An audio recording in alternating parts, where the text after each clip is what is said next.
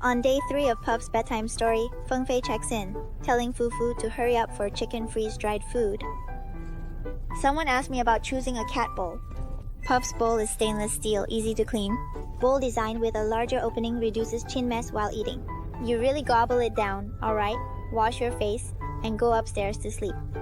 Let's go, and today I will share an intriguing story about the legendary white snake.